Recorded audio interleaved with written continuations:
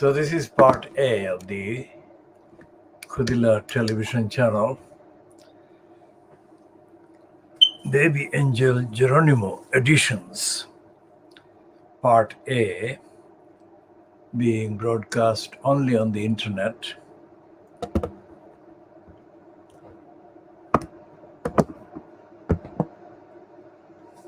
From London in the UK, and the first Diagnostic, world exclusive diagnosis of Fleet Street, includes the look at the I newspaper, which doesn't lead with the COP26 proceedings that reportedly took place yesterday in Glasgow in Scotland, part of the United Kingdom.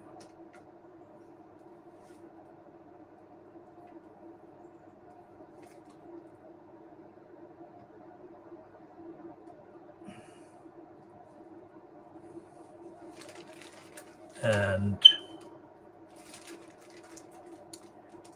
I'm looking for the mention in the I newspaper. It's page 6 is the first place where they mention this.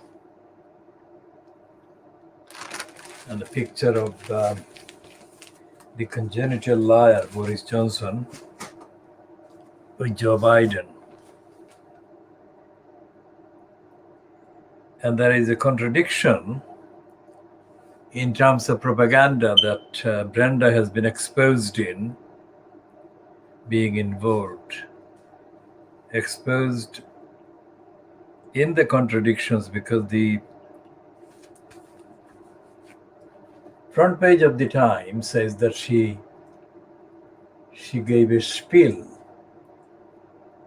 to the COP26, whereas in the whole week preceding yesterday, in the Fleet Street papers were publishing absolutely brazen contradictions about Brenda being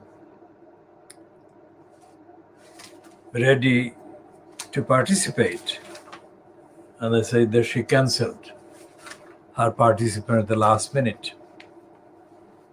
Well, given the contents of the front page of the Times, it doesn't make any difference whether she physically was present at Glasgow or not, because she appears as a presenter of the video message to exhort world leaders in Glasgow to save the planet for future generations. Her brooch was an engagement gift to her from Prince Philip, who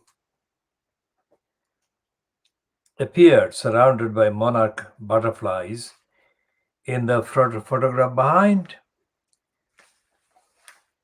So what was the substantial difference or substantive difference between her giving the video message and the reports previously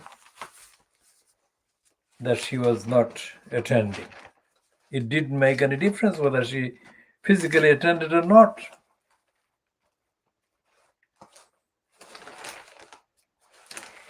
Now, there is a simply evidential sequential point that needs to be made, and I'm making this here. We didn't, somehow some IT glitch or problem occurred without being noticed on screen yesterday.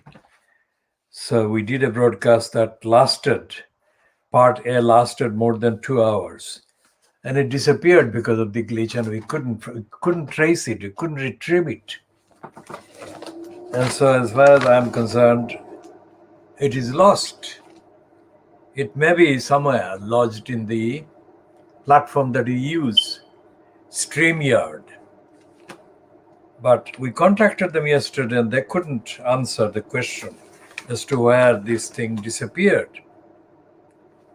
But it may be the reason for the answer that they didn't know. Maybe to do with the person who was answering the communications. And the fact is maybe that the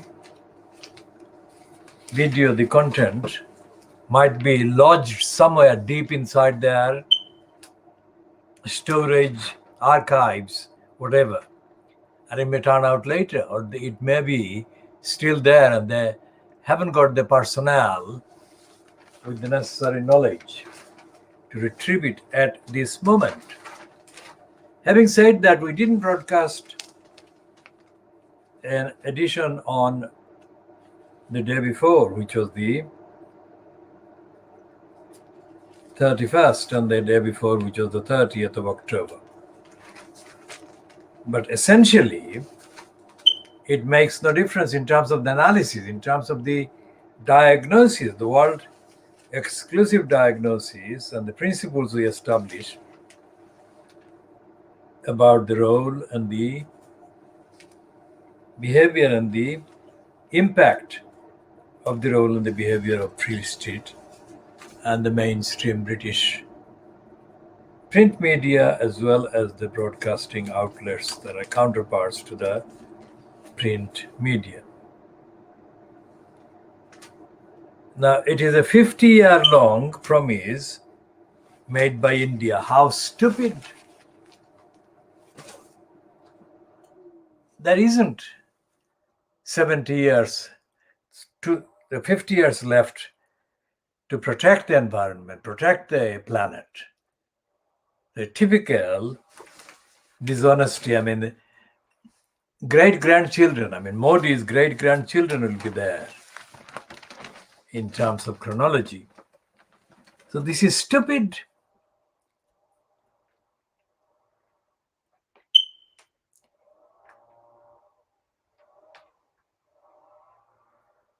India Prime Minister Narendra Modi vowed to cut emission to net zero by 2070. And the stupid financial crime says it's a major turnaround for the world's third largest polluter. And the whole thing is, the whole coverage is a cover-up. It is not 50 years that should be allowed, because there isn't 50 years that the planet can afford. There is no sign of emergency at all.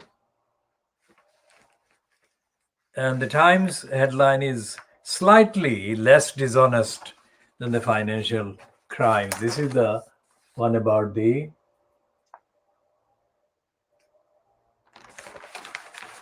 and the picture shows that Modi with Johnson, and Johnson with Macron, and Johnson with Biden, and Johnson with Angela Merkel.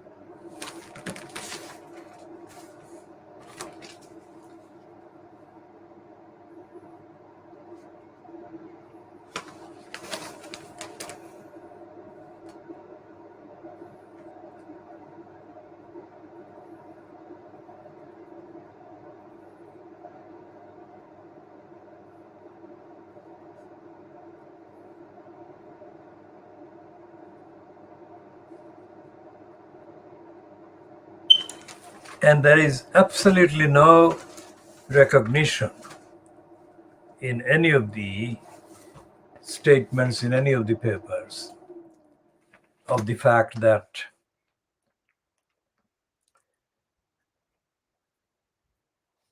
the regardless of the public pledges and statements,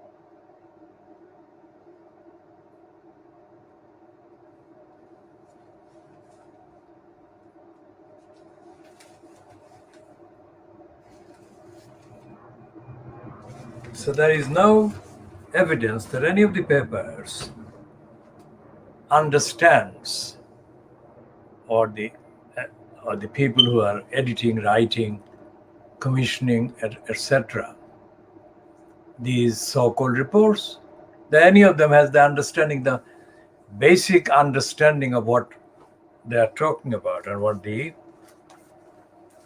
planet faces.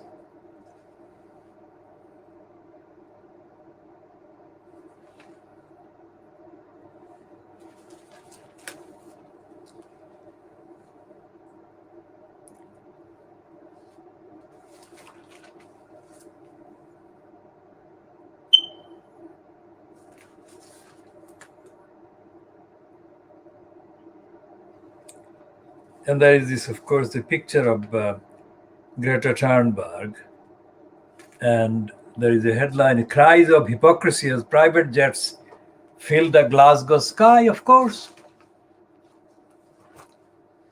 so it's not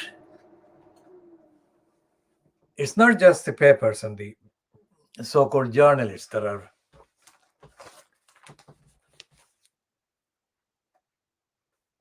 misstating. But this one is, of course, the headline is, of course, not a misstatement.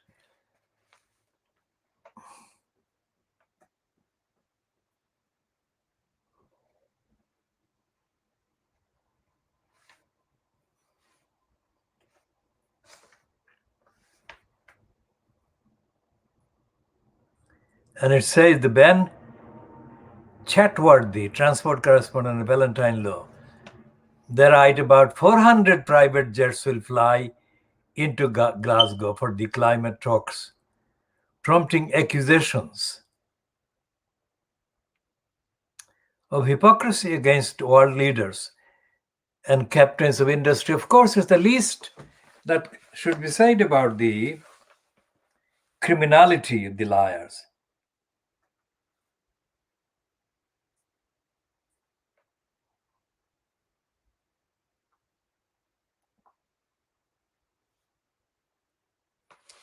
and it says, Jeff Bezos, the founder of Amazon, led the private parade in his 48 million pound Gulf Stream with the Prince of Wales, that is Brian, Prince Albert of Monaco, and dozens of green-minded chief executives also arriving by private plane. Charles is believed to have traveled from Rome, where he had been attending the G20 alongside Boris Johnson. It is thought he flew via RAF Bryce Norton, where he may have picked up the Duchess of Cornwall. A Clarence House spokesman defended the prince's decision to fly to the climate conference. He said, His Royal Highness has personally campaigned for a shift towards sustainable aviation fuel and would only undertake travel to Rome when it was agreed that sustainable fuel would be used in the plane. Well, that is rubbish. It's not the fuel, it's the flight, you morons. So what is happening is that that's, of course, a picture of Greta Thunberg.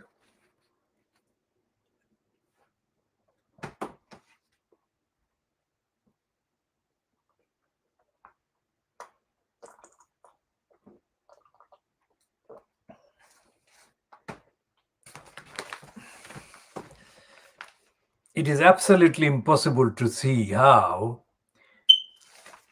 the planet's destruction will be stopped by these morons. And as I said yesterday, in the video that has been lost now for the time being anyway, and let's say it is lost for us because there is no indication that we'll be able to retrieve it from the platform that we're using. But essentially what I reiterated yesterday, and what is the truth about the situation, is that the majority of the pollution everywhere, in every country, the majority of the pollution, that is the day-to-day, the 24/7, round-the-clock pollution, occurs because of individuals behaving in a polluting way. And I mentioned yesterday the dust bin collection, and the dust and the bin and the rubbish, the household rubbish, is a very permanent, severe polluter. Of course, in addition to the cars and the fuels and the planes and other vehicles. But the day-to-day household, individual, personal pollution is allowed to take place without any oversight, without any scrutiny. The oversight and the scrutiny must happen right throughout the day, throughout the 24-hour day. And it doesn't happen. It is not happening. And the local councils, taking the model, the kind of state model of UK, England, Western Europe,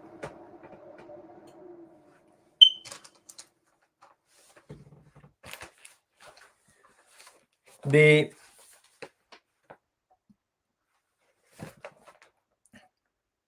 creation of the rubbish, the household rubbish, the individual rubbish, and the disposal of the rubbish in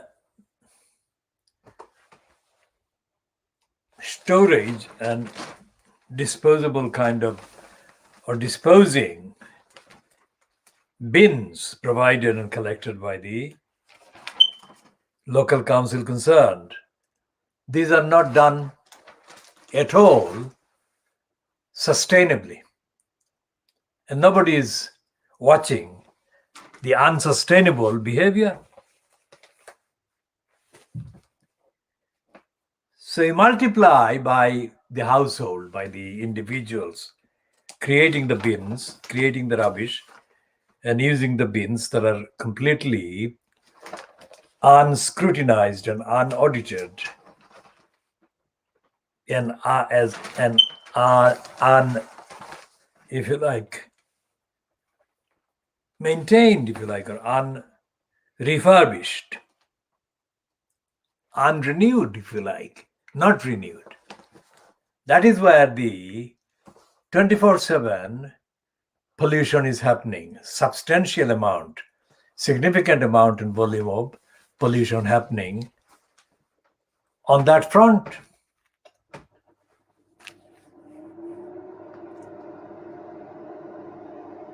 And the behavior of the central government state, or central government in the central kind of arrangement of the states,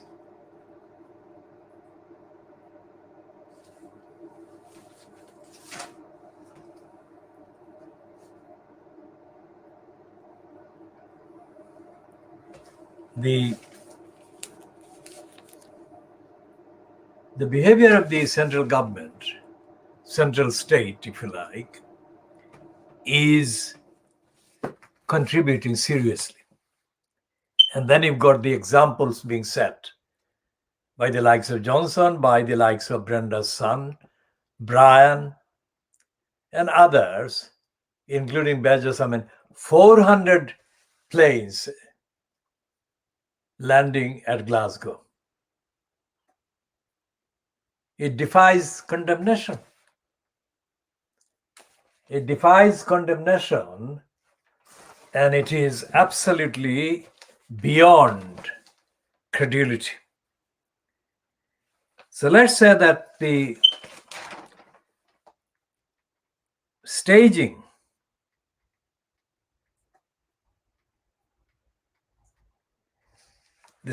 of the COP26 under the banner of the United Nations has been just that, a staging. It's not going to really change anything. And given that the Indian Modi has said that they will come to the zero carbon use by 2070, gives the game away. It's completely stupid, incredible, and unbelievable. So who is doing the things that need to be done to stop the planet being destroyed every day? Who is doing it?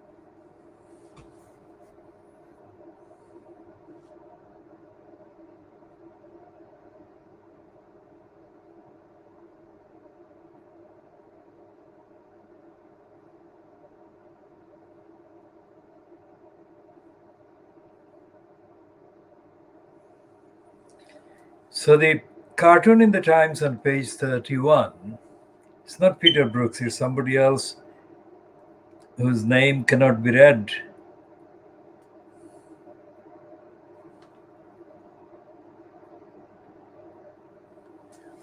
This is the cartoon that shows that the venue is sinking in. And you can see on the left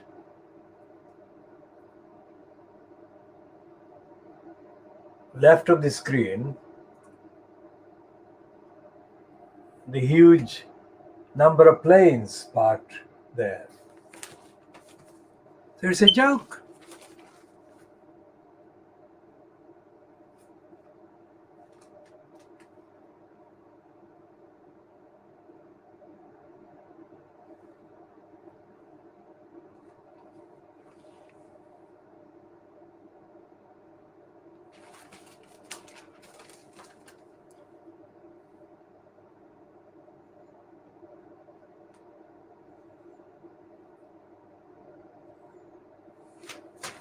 And the headline in the Times editorial, leading articles,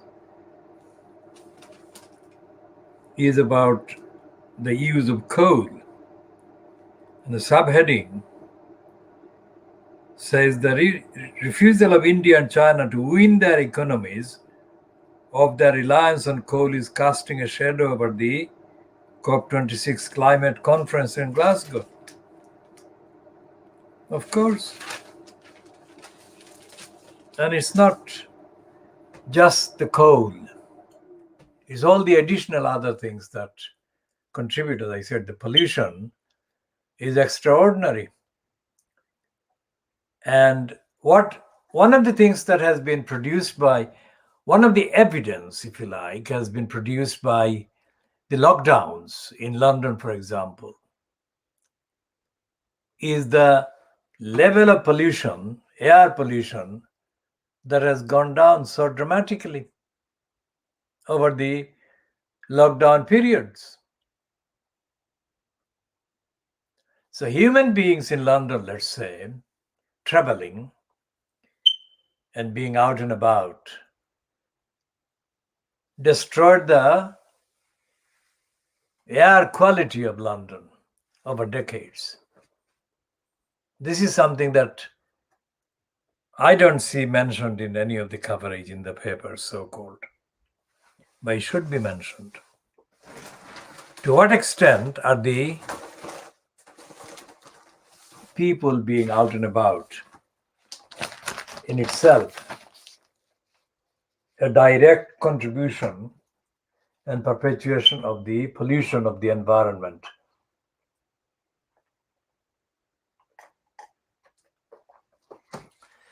And the other thing is that because there is no democracy in terms of audit and accountability being delivered, well, even being recognized, let alone being delivered by the state, there is no accountability. There is no accountable democracy. Locally, at council level, which is what I discussed yesterday at length, or regionally, or of course centrally, there is no accountability for the behavior of the local councils, let's say. The behavior is that they are persistently failing, neglecting their duties. Not just accountability, but their duties in terms of the environment.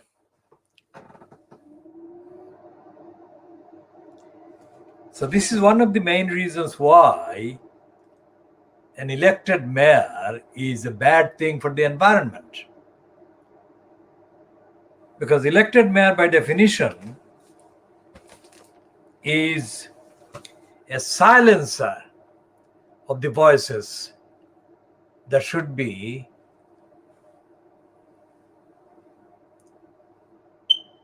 actively sounding the truth, the demands.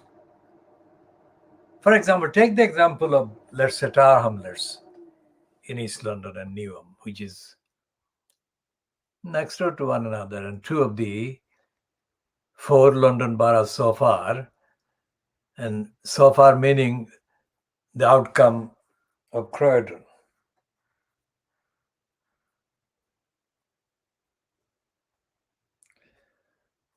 The four boroughs, Lewisham, Hackney, Tower Hamlets, and Newham, are already under the corrupt mayor system. And each borough has got a mayor alongside with elected councillors. And the decision on each major issue in each of the mayored boroughs is made by the elected mayor post holder. And as the decision is made by the elected mayor post holder, the elected councillors are redundant.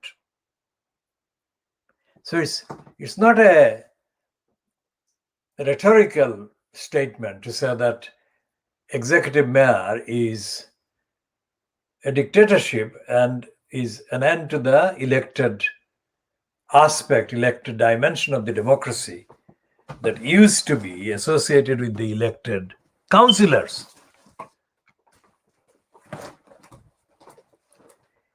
And I am the main critic of the elected mayor system anywhere in this country. And the reason why I criticize the mayor system is because of the influence, the unique influence that is allowed to be exercised by the occupant in the post of the executive mayor. The elected councillors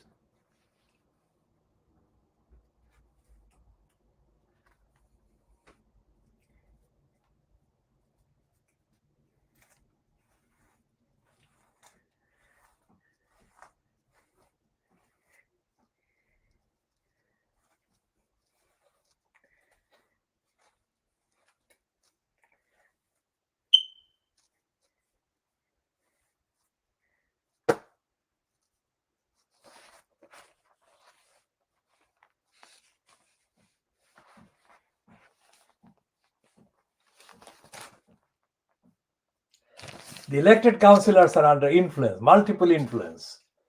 multifarious influences to remain kind of silent, remain quiet, and not to question what the elected mayor post holder perpetrates. Quite apart from that, the evidence, historical evidence, and the historical kind of links that are relevant about the discussion on the role of the local council, the regional outfits, and the central government, either executive as related to or as detached from the elected parliament. So the relationships are actually dictatorial, anti-democratic. I mean, the gullible majority in Little England are provided with daily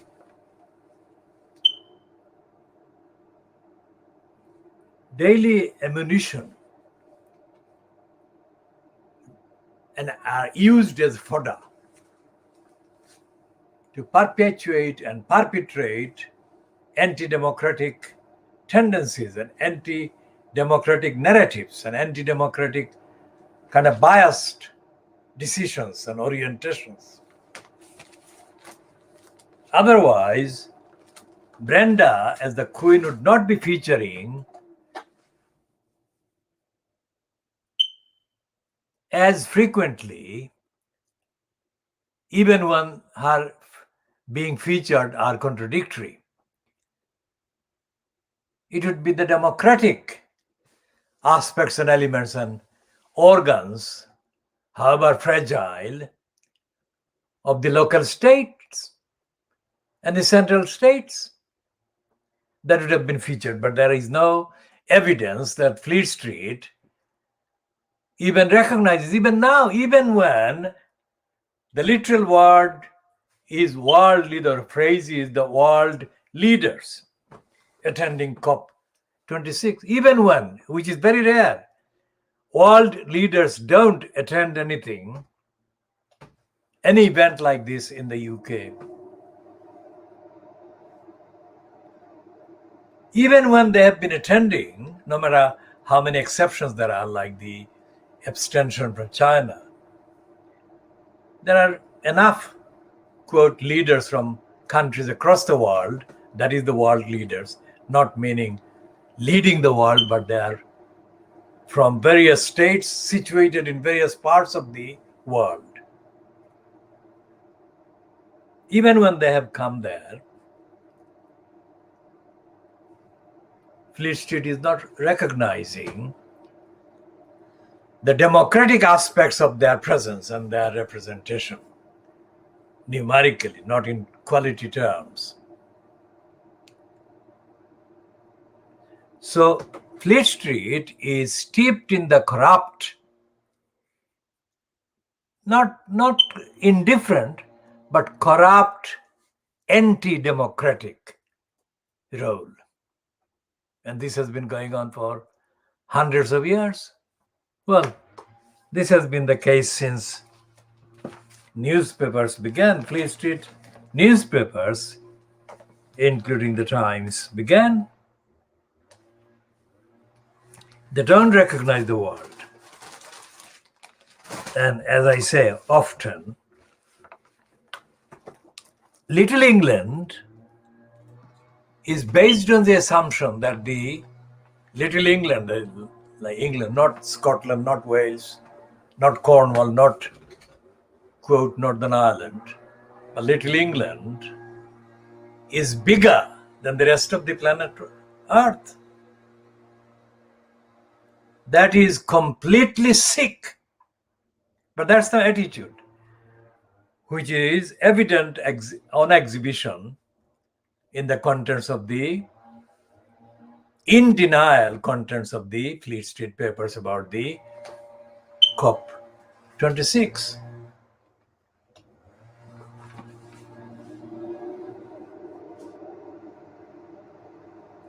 And this is stupid. Look at this. Of what consequence or what importance is this? It says that Brenda is paying tribute to her late husband. I mean, what difference does it make? I mean, what was he doing? Is there any evidence that he was actually sacrificing anything? That he was actually sacrificing anything in order to protect the environment, to protect the earth, protect the planet while he was alive?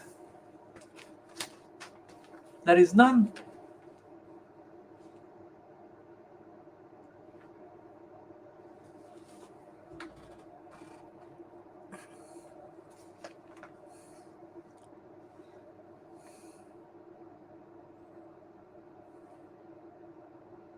So what they have turned this whole thing into, going by the contents of Fleet Street, is a family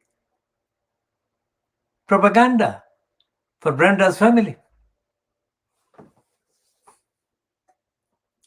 That's what they're treating this as. Instead of talking about the environment, the planet, and the pollution and the contamination, the toxicity destroying the whole planet,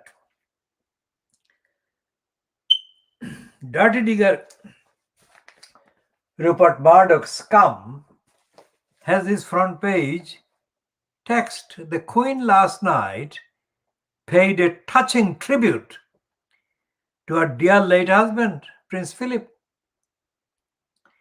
hailing him as a green pioneer. Can you believe the sickness?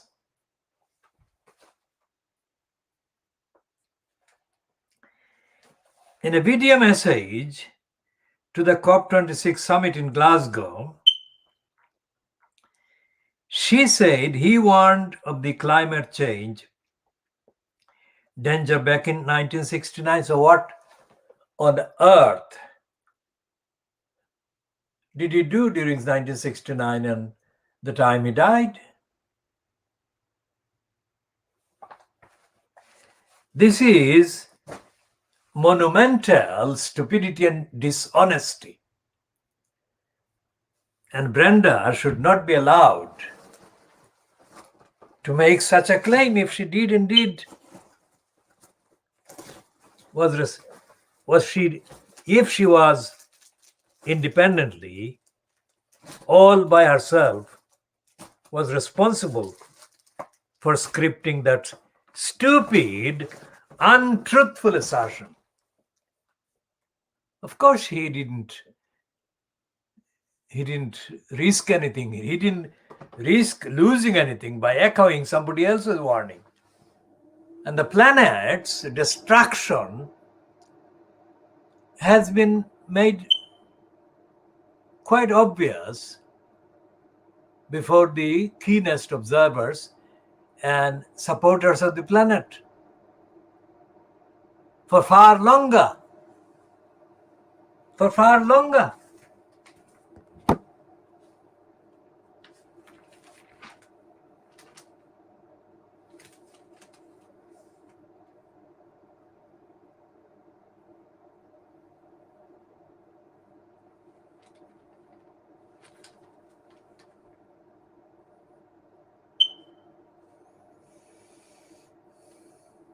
And they're giving Little England the priority of the credit.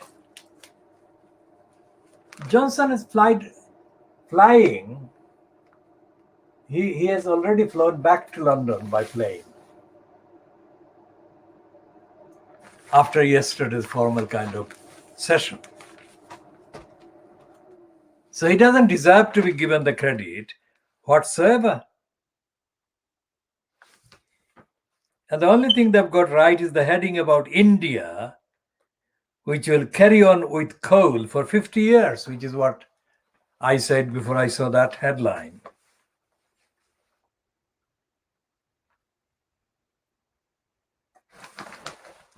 And the imagery, the example of James Bond, I mean, how sick can you get?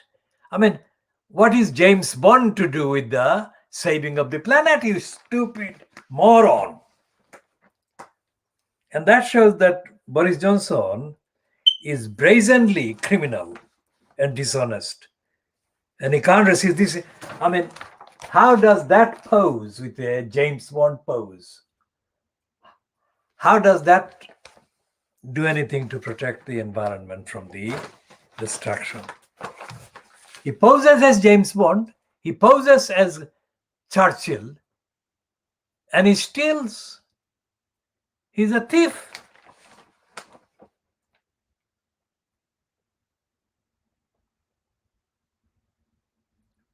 Now, how does this stupid scum square this?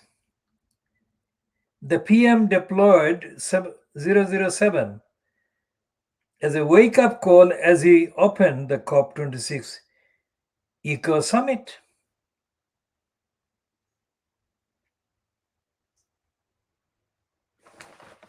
How is that relevant at all?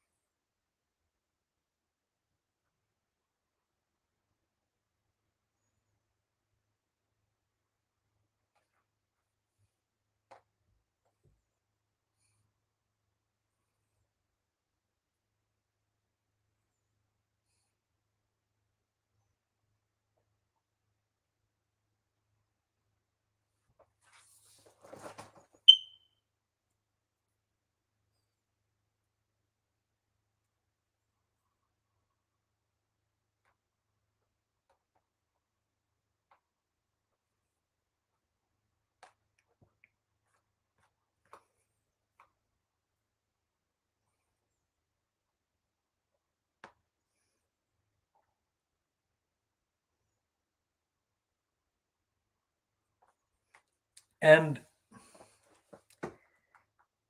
I mean, how on earth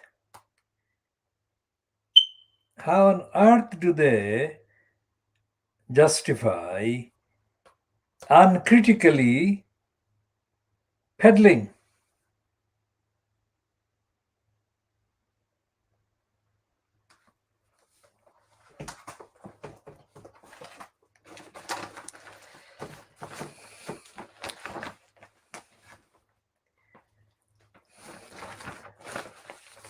This is sick, mentally sick.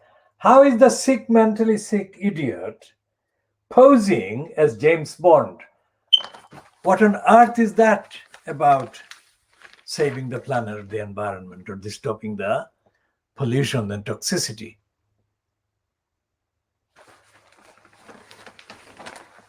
Now, this pose is not a one-off. Anything that other people have worked to create, like the James Bond kind of character, whatever the political implication, this idiot, this sick liar, congenital liar, wants to grab hold of. So he's a thief. He wanted to be king of the world. There has been no king of the world ever. But he, this sick Boris Johnson, wanted to be the king of the world. It's a sickness. That's what he's doing.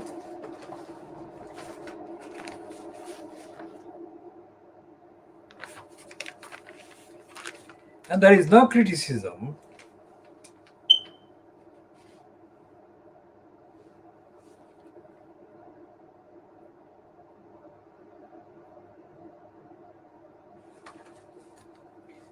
and the scum is giving credit to the absolutely sick-making fantasist Johnson, and is writing the leader opinion column condemning China for not even bothering to turn up.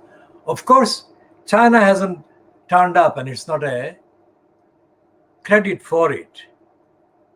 But the scum is wrong to give credit to Johnson and condemn China, because Johnson has not done anything.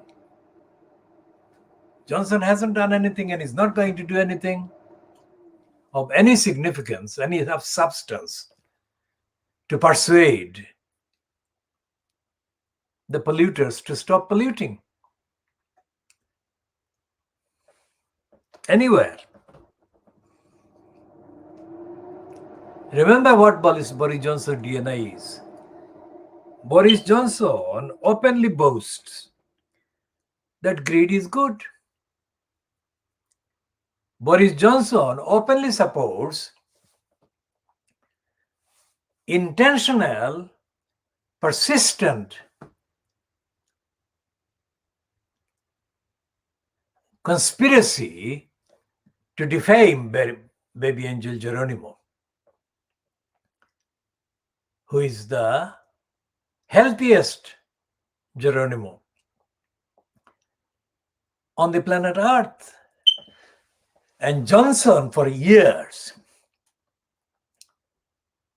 has colluded with the depraved department called DEFRA,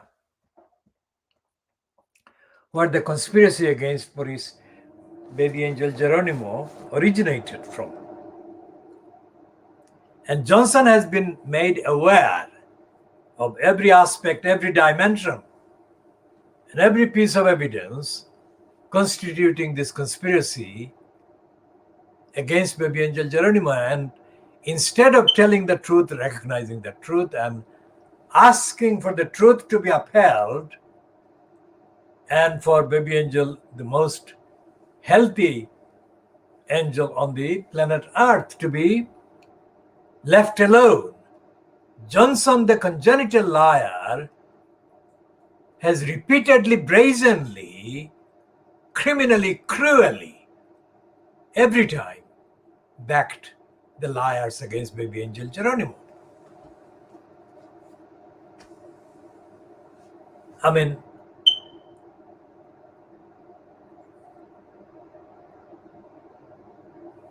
There is no evidence that justifies one single item of lying, one single item of conspiring, one single item of negligence and cruelty to be even conceived of against any innocent party or target, let alone against the most healthy baby angel Geronimo. And yet Johnson has been doing this for years.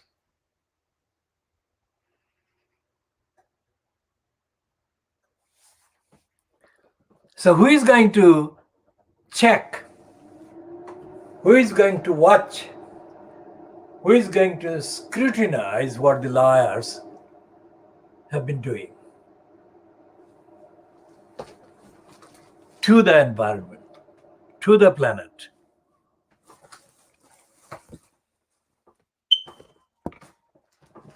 Nobody. Because Parliament is not doing this, and the so-called official opposition are not doing this. Parliament, meaning as a whole, the elected House of Commons, is not doing this because the majority of the elected members of Parliament belong to the cabal fronted by Johnson himself. And that is actually a product of the institutional corruption and inability and the dishonesty of elected parliamentarians. And this time it was the 2019 UK general election cabal scam, which was made possible by the stupidity of the leader of the so-called opposition, Jeremy Corbyn. Corbyn's stupidity and idiocy and backwardness made it possible for Johnson to stage the December 2019 so-called election. The fact that Corbyn did that actually takes us back over the previous 5 years. Well, previous, let's say 3 years or 4 years since the 2015 general election.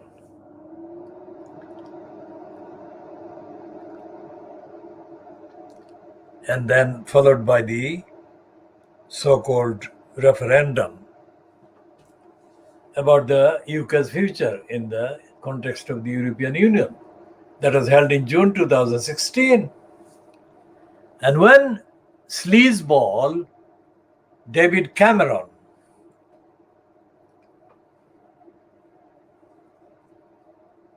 declared that there would be a Brexit referendum, it was very clear to every objective observer that Brexit would be a disaster for democracy, for accountability, for transparency. So if Corbyn were an objective, intelligent observer, Corbyn would not have gone along. It was the year 2015 that he became so-called leader. So that was the Brexit was the first and the most important challenge politically, the test politically for anyone in a context of democracy to prove their mettle and actually stop Brexit. But Corbyn didn't have and doesn't have the intellect to understand the event, let alone the impact of the event, let alone the impact over coming years and decades and generations of the particular incident.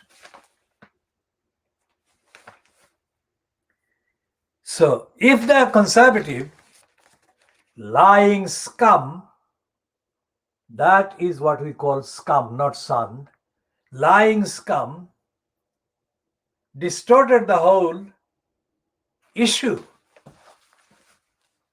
of the environmental protection by giving credit to this idiot, Philip.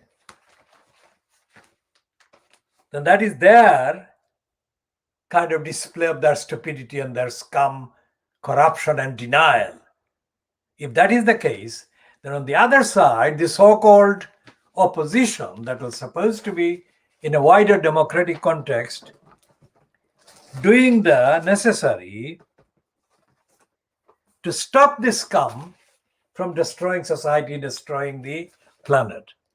Then it wasn't possible because the so-called leader of the so-called opposition lacked the basic intellect. And it does lack the basic intellect now.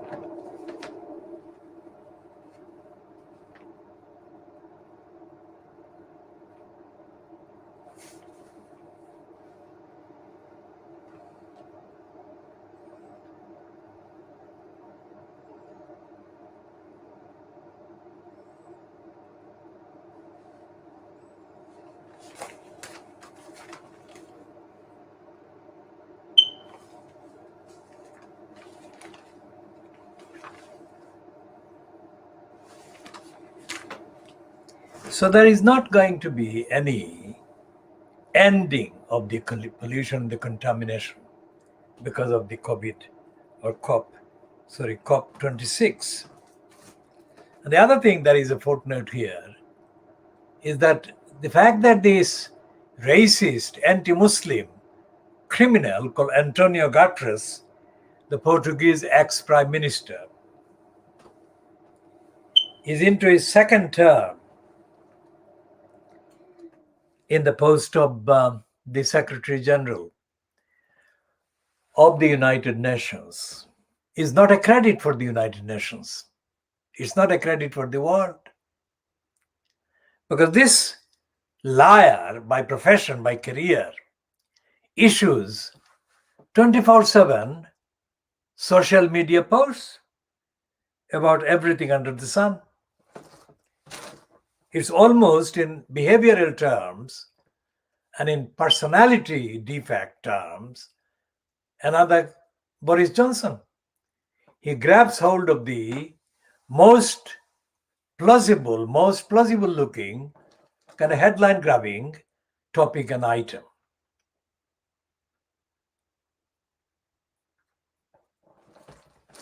One of the things that Doug Hammarskjöld, can you imagine?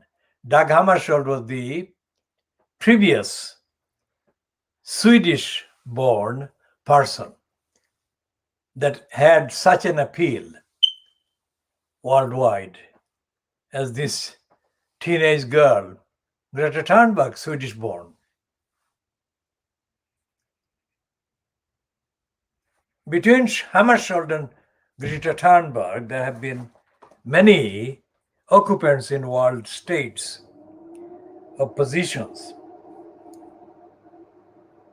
But Hammarskjöld is the only occupant of the United Nations post Secretary General who has had sustained, objectively sustained kind of popularity among people from across the world until Greta Thunberg appeared, as has she become the second Swedish person to draw such international, objectively defined, respectful appreciation. Now that doesn't speak well for the world. If only two Swedish people over these 60 years have emerged to appeal to the world in the way that they have done. Because the impact of these two on the behavior of the rest of humanity is going to be more notional than physical. Okay, they are respected, they are recognized, but the physical actual behavior of the rest of humanity has to be the change. And it cannot be changed if all the other countries are misled, misrepresented by so many liars and murderers and criminals and genocidaries and racists. If the planet is to be saved, then humanity has to be saved as well. But right across the planet, there are so many plots and conspiracies and violations and acts of violence and murder and massacre and genocide that shows that the perpetrators and the people who are occupying the posts in various states are not respecting humanity. It doesn't matter whether it's the Islamic regime in Iran or the anti-Islamic regime in Saudi Arabia and similar other regimes right across the world. Sunday Times in this country, in London, ran the story about the murder of a woman called Agnes in Kenya in 2012.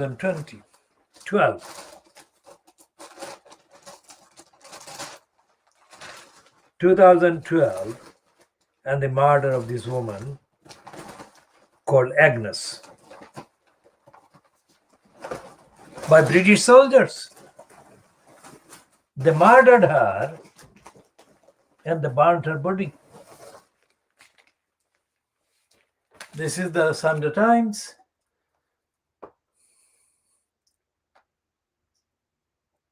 Not only did they murder, they used her as a prostitute and they murdered her and then they joked about her.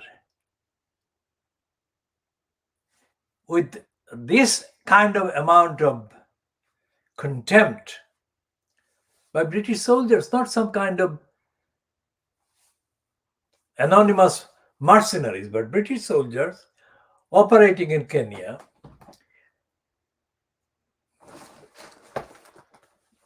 I mean, this is the story that reminds of later events in Metropolitan Police area by Wayne Couzens, what he did to Sarah Everard in March 2021, this year.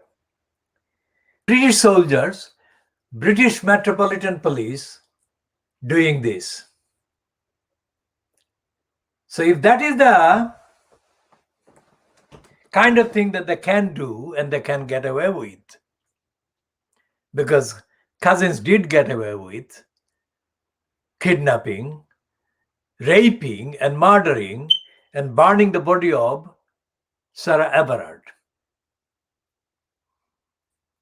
He did all of that. No length of his imprisonment will bring Sarah Everard alive,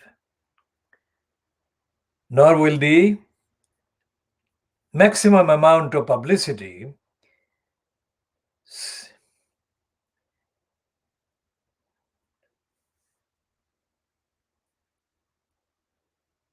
nine years on about what they did to this 18-year-old Kenyan woman, Agnes. No amount of condemnation 9 years on will bring her back to life. And no victim of injustice, no victim of murder by either a British soldier or a British Metropolitan Police will come back to life. by any amount of condemnation. So what needs to be done is for maximum action, active program by all parts of the state to stop any such crime being committed in the first place. And the crime against Sarah Everard, or the crimes against Sarah Everard, and the crimes committed against the Kenyan woman, Agnes, are crimes too many. And if the British state can allow that, or allow those crimes to be committed by its most highly promoted cadres, then the same state cannot be trusted to have any respect for the environment, to have any respect for the rules and requirements of accountability, compliance with the rules and requirements of respecting the environment, respecting the safety and the health of the planet, or the safety and the health of the people.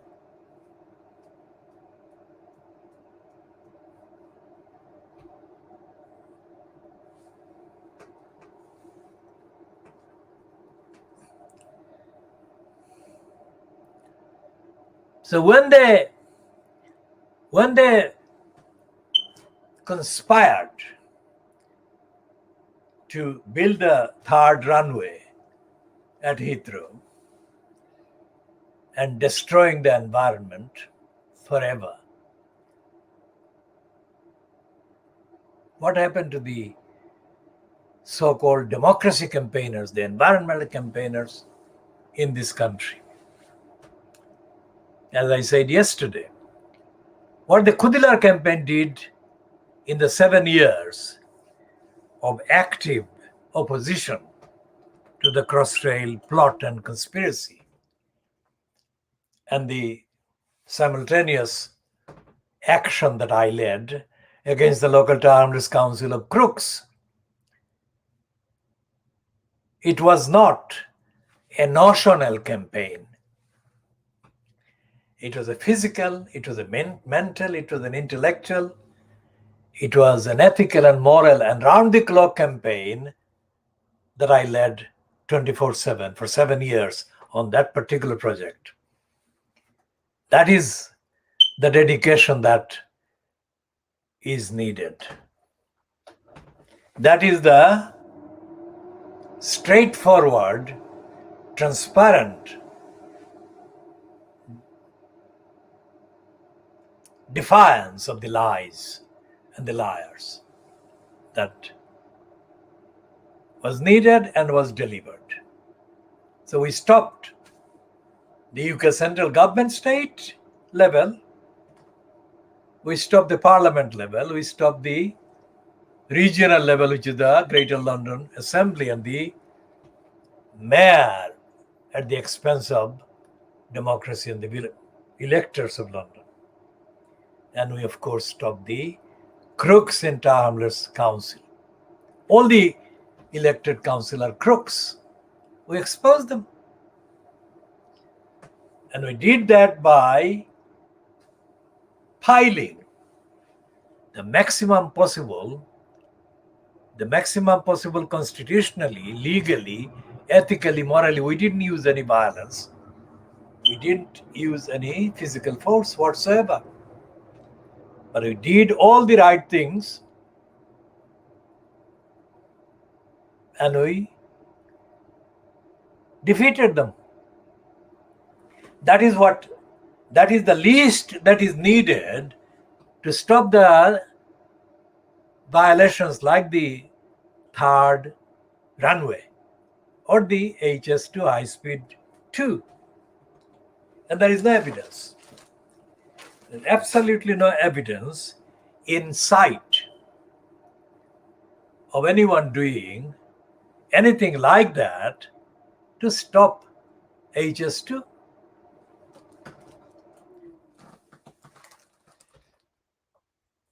The Khoodeelaar campaign has studied the engineering program, the technical program,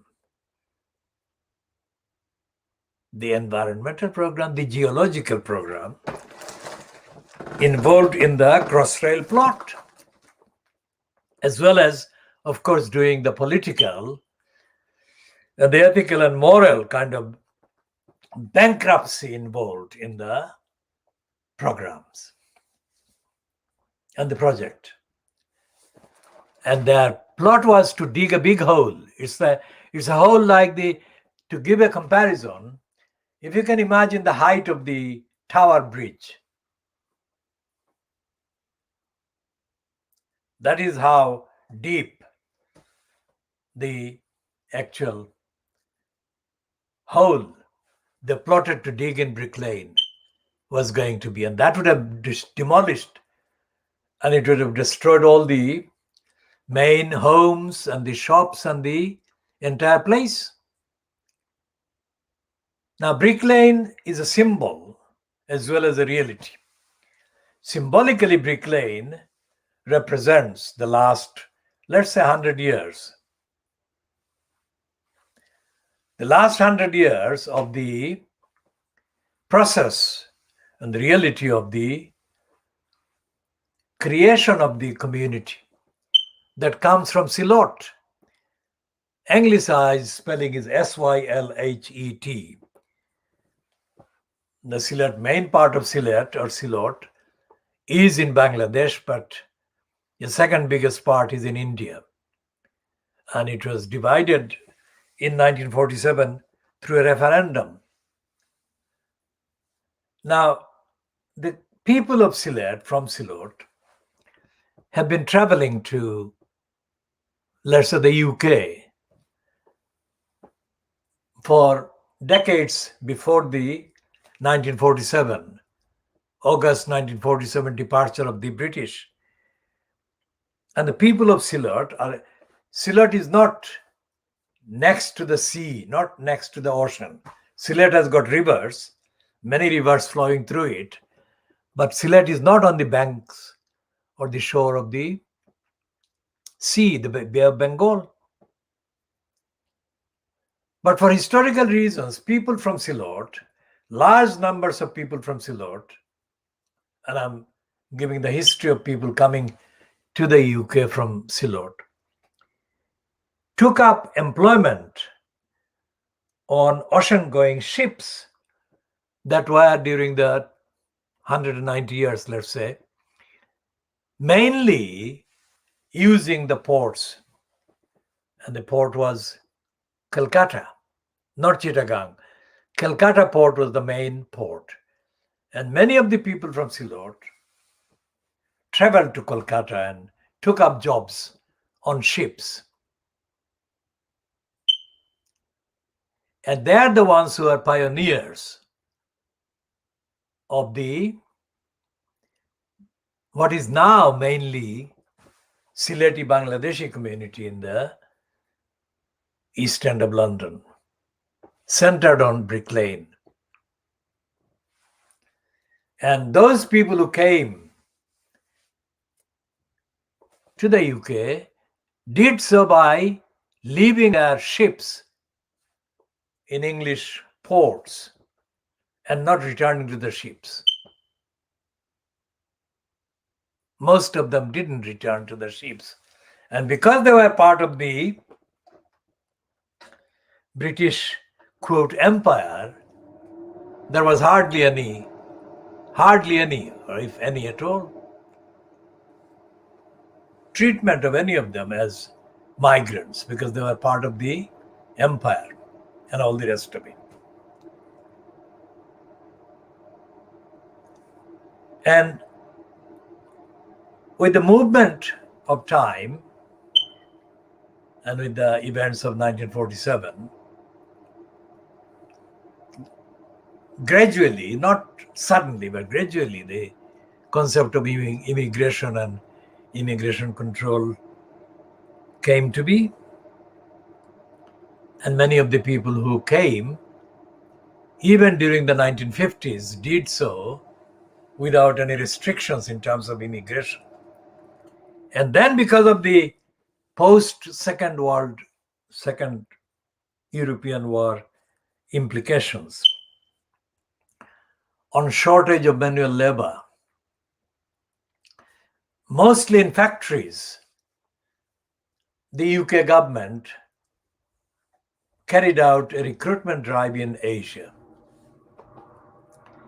And many of those people who came during that drive came from Silot. And I was myself involved in using that, what is called employment voucher program, to help hundreds of Silotis from my area go to the UK because I was there.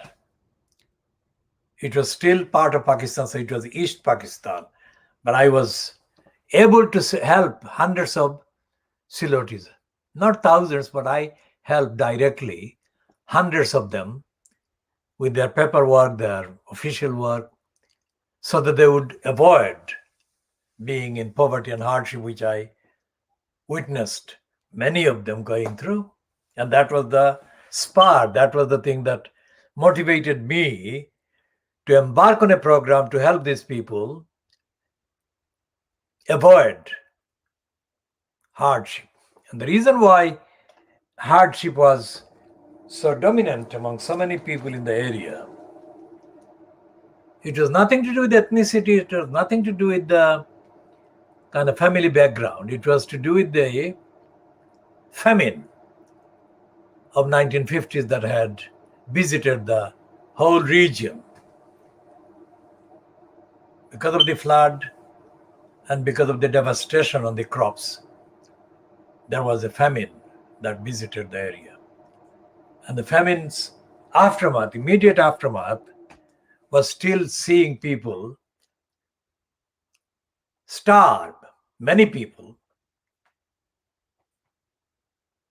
And I had just witnessed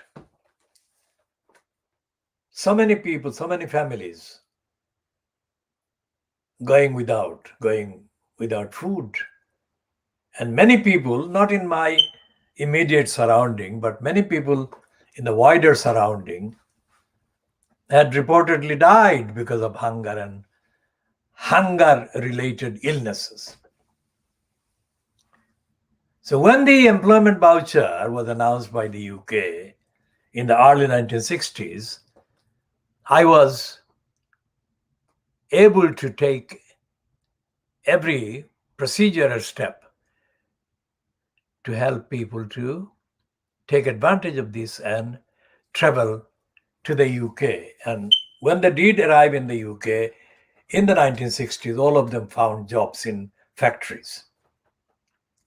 That was the purpose and that was the outcome. And the decade before the 1950s was, of course, Winston Churchill's genocide decade, 1943.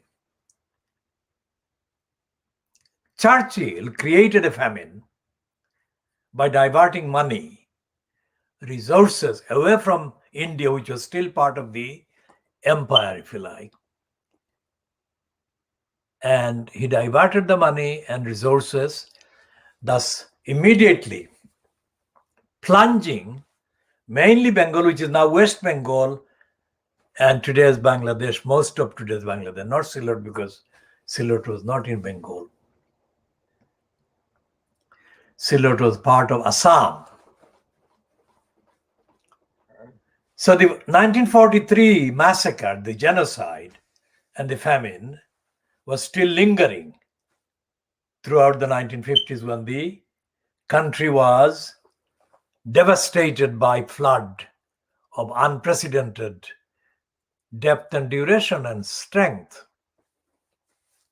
So that was followed by the large number, comparatively large number, of Siloti people arriving in the UK. And I was one of the main persons in Silot who organized the use of the voucher by hundreds of people, thousands of people across Silot, wider Silot, but I was a leading organizer to help these people, and I was absolutely right to do that. I came in the following decade. But when I came 30 years after the realization that Brick Lane was the area which was the front line, if you like, of the Siloti people in Britain. So I was aware of the importance of Brick Lane in terms of the history of the community. So when the Crossrail plot to dig a hole in Brick Lane was made known to me, which was in December 2003, I was able to use all my knowledge, all my familiarity with, all my experience about the community, both back in Silot and in the intervening years and decades since I came here, to mobilize the people to oppose the Crossrail plot to dig a hole, because that would be the latest plot by the racists to destabilize the community, and they were motivated by racism, these plotters and planners and conspirators.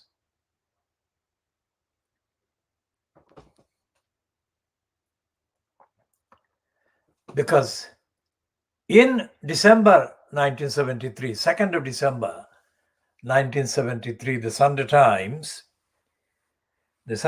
magazine ran an anti-Siloti. It was not a disguise, it was openly, brazenly anti-Siloti attack. The Sunday Times magazine, this one, not this edition, but this magazine, on Sunday, the 2nd of December 1973, published a piece written by a racist woman and published in the magazine.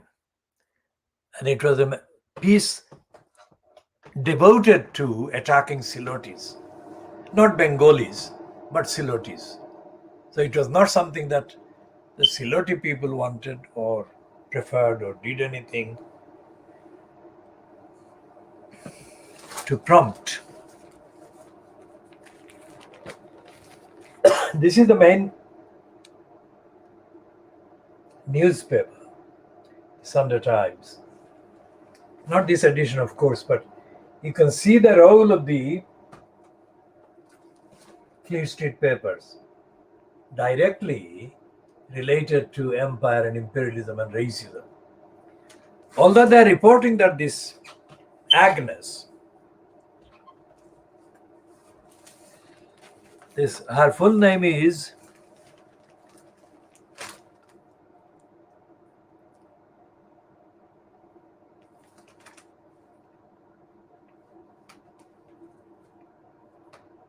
Agnes Wanjiru 21. She was 21. The British soldier accused of killing a woman while training in Kenya joked about the murder on Facebook with fellow squaddies. Agnes Wanjiru 21, who had a 5-month-old daughter, was last seen entering a hotel room with a British soldier near an army base in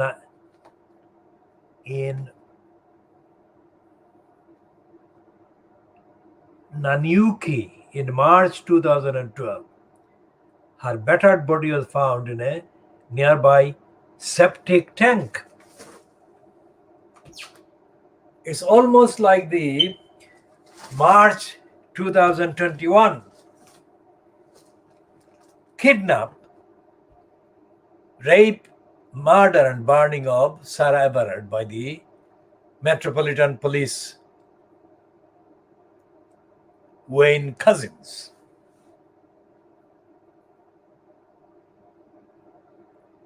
So what I've been talking about is that the UK state, locally, regionally, and centrally, is unfit to be given any trust or responsibility,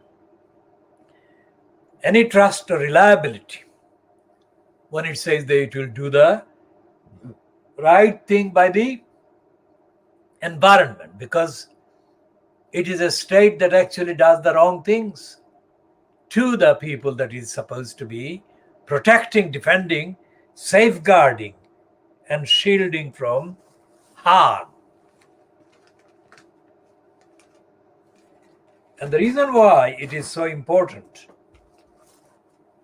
to point out and keep pointing out the immorality in the behavior, in the character, in the record of Boris Johnson is because he sets the example. He affects the behavior of the others in society.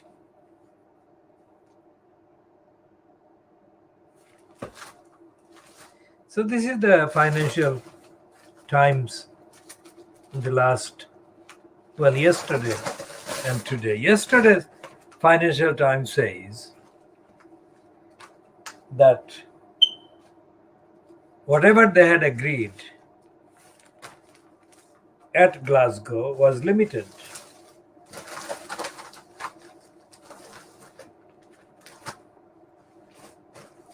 So the limited G20 carbs on goal leave huge ways to go at climate summit. Well, they're connecting the G20 with the COP26. And they're doing that, the financial crimes itself, that is, doing that in a stupid way. It's not linking the various integral connections, integral agencies. So that was the financial crimes of Monday, and today is the financial crimes. Today's financial crime, that is Tuesday, it is saying that COP26 opens US and UK lead warnings.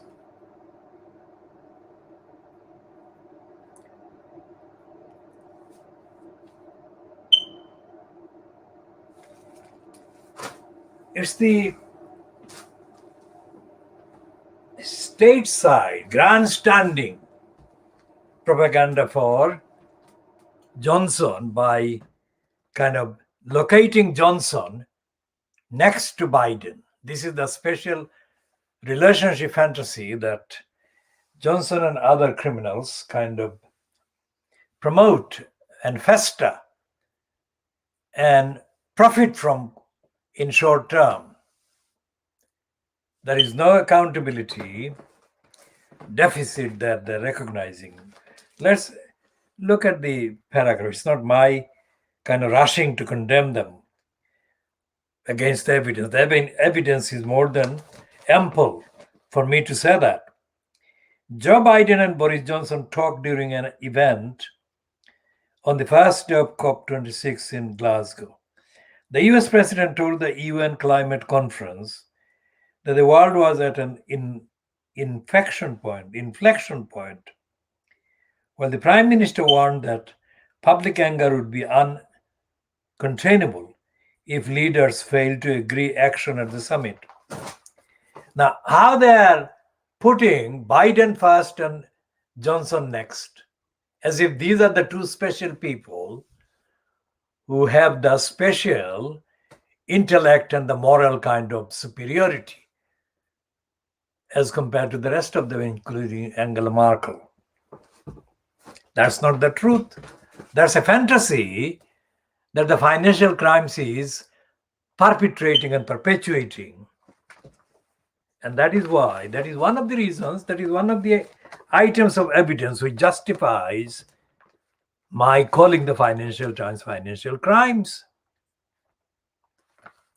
Because although the financial crimes does use the word watchdog, It hardly ever tells the truth about the futility of the entirety of the watchdogs in Britain, which is why no matter what the pledge, what the undertaking, what the bombastic placing of Johnson next to Joe Biden in the narratives,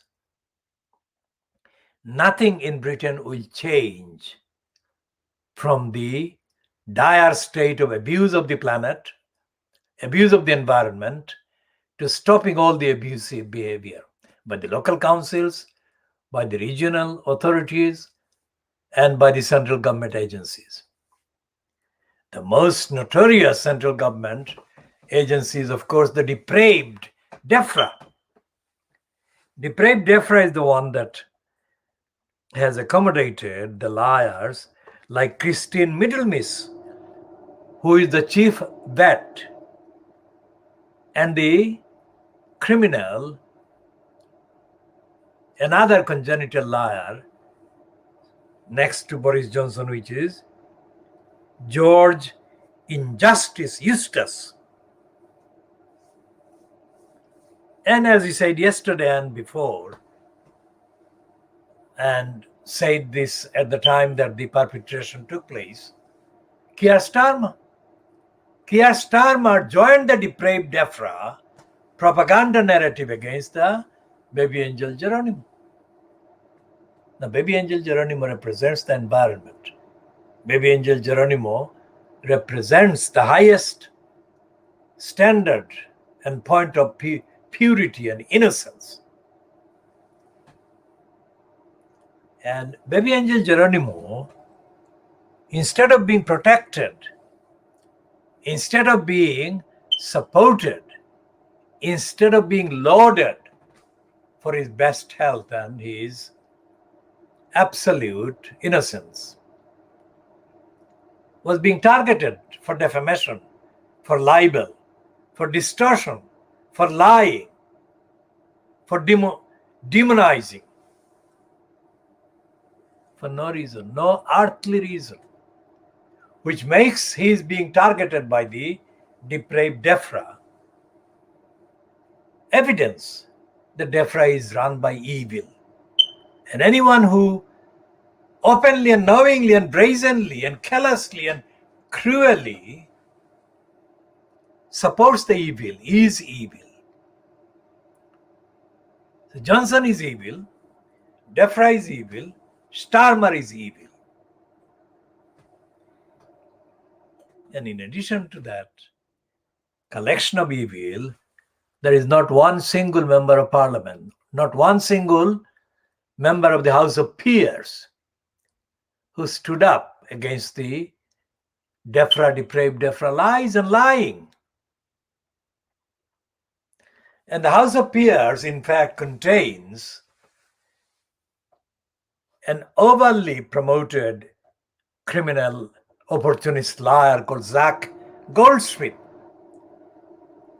whose career, until he became exposed as a nasty racist in 2016 over the serial racist propaganda he encouraged against Sadiq Khan, his electoral rival at the 2016 London mayoral election. Zach Goldsmith actually became almost the only member of parliament with a rich profile, rich in environmental or pro-environmental kind of activities. He's not. Because Zach Goldsmith to this day has not opposed the depraved DEFRA attacks on the BabyAngelGeronimo. And there has been no bigger case full of so much evidence of the depravity of the depraved DEFRA, depravity of the depraving fronter of the cabal, the congenital liar Boris Johnson. Look at the photograph. I mean, couldn't they find any other person, any other head of state? Johnson is sitting and Biden is standing. The symbolic messages are absolutely unmistakable. It's the Johnson who is in chair, who is in charge. Johnson is the lead.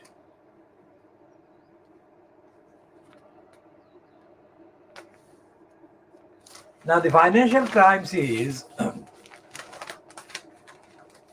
kind of running a piece of anti-Turkish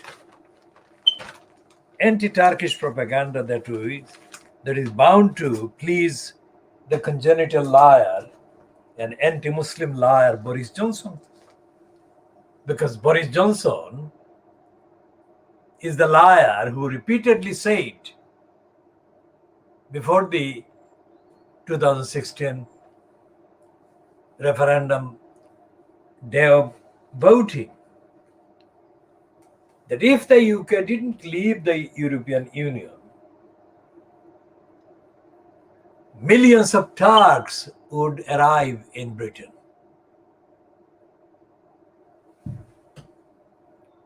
Now we have gone into the details of why that was a lie from the start to finish. Suffice to say that the European Union, the majority of the European Union leadership, and the majority of the European Union culture is against Muslims. And the most hated Muslim country in the European Union context is, of course, Turkey. Because Turkey is a very Muslim majority country. And it's the only country with such Muslim population that is almost part of Europe. And historically, Turkey will not be allowed even to apply to become the European Union member. And Johnson has known that. But the fact that he has known that has not stopped him from lying about Turkey. According to his lying propaganda against Turkey, Turkey was not only eligible to apply, but almost was a member of the European Union, bar a few formalities. That's the way he presented Turkish position. And UK, Britain, Little England, is very anti-Muslim. And he knew that. And it coincided with the anti-EU narrative. And Johnson, whose first job was as a posting in Brussels, the EU's headquarters, for one of the newspapers. Although his fitness for journalism, to call himself a journalist, was never fulfilled. He is not a journalist. He's a liar. So under the guise of being a Brussels correspondent for one of the papers, Times of the Telegraph, Johnson fabricated a series of lies against the European Union.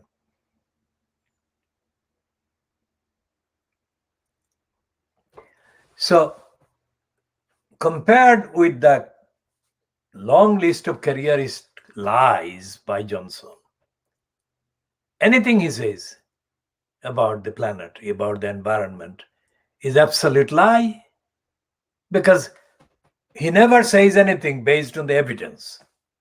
Let's put it this way. It's a propaganda that actually takes advantage of the gullibility, of the relative ignorance, lack of education, lack of knowledge on the part of the many in Little England, which is where the capital is, his political capital is.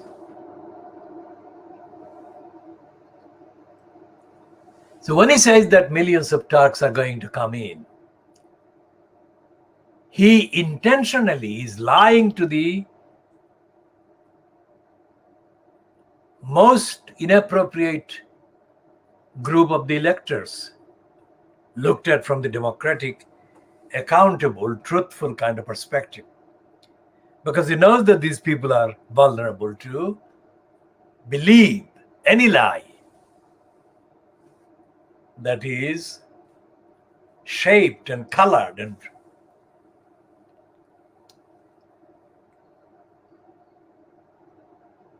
presented as one that is designed to save Britain, Little England, from a big Muslim invasion.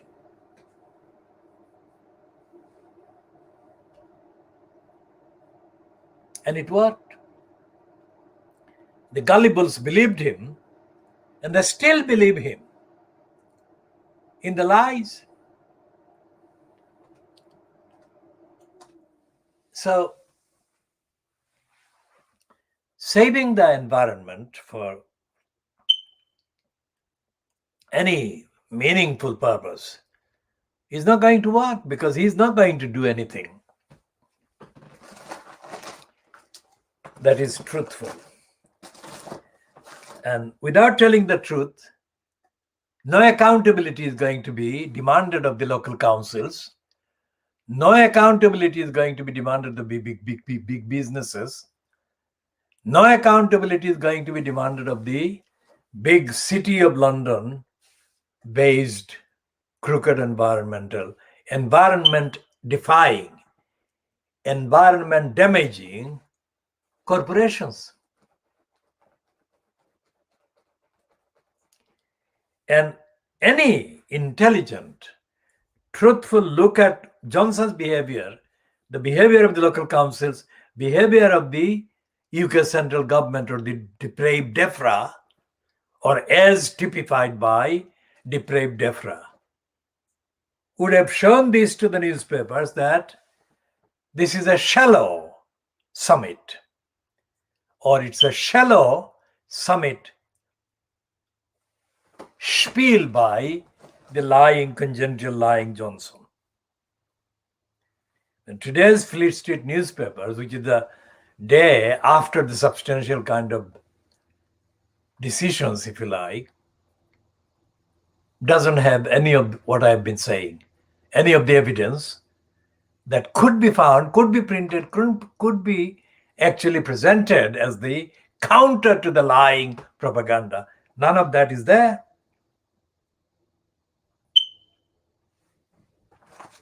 So this is the world exclusive diagnosis on the role of the Fleet Street papers after the main substantive day at the COP26 conference held, staged in Glasgow. Okay, so we shall be putting an end to this particular edition. See how, whether it can be saved or not. We shall update in the next part whether it has been saved, and whether the technical issues, the IT issues that sabotaged the contents of yesterday have been rectified.